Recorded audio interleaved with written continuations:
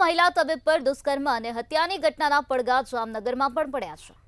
જામનગરની MP Shah medical કોલેજના junior તબીબોએ ગઈકાલે રાત્રે કેન્ડલ માર્ચ યોજી અને વિરોધ વ્યક્ત કર્યો અને આજે હડતાલ પાડી વિરોધ નોંધાવ્યો છે।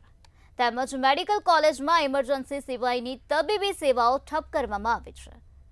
તો આ સાથે જ આજે એમપી શાહ મેડિકલ કોલેજ ખાતે મોટી સંખ્યામાં જુનિયર તબીબો એકઠા થયા હતા અને વિરોધ પ્રદર્શન કરવામાં આવ્યું હતું।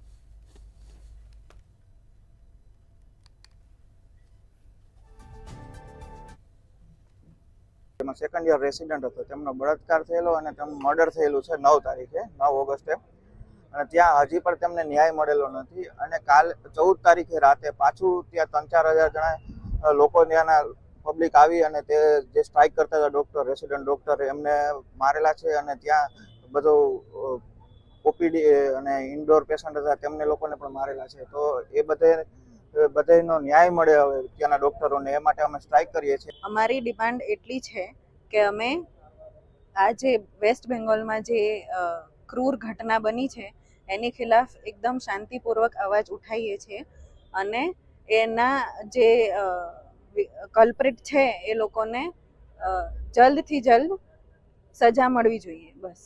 મારે અધિક્ષક સાથે વાત થયેલા મુજબ જીજી હોસ્પિટલમાં બધા અધિકારીઓ હાજર છે અને એમની બધી સેવાઓ રાબેતા મુજબ ચાલુ છે।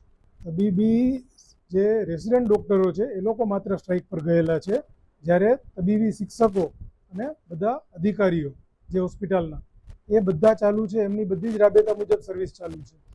જે પણ એમની ઓપીડી ઇમરજન્સી ઓટી એ ચાલુ છે।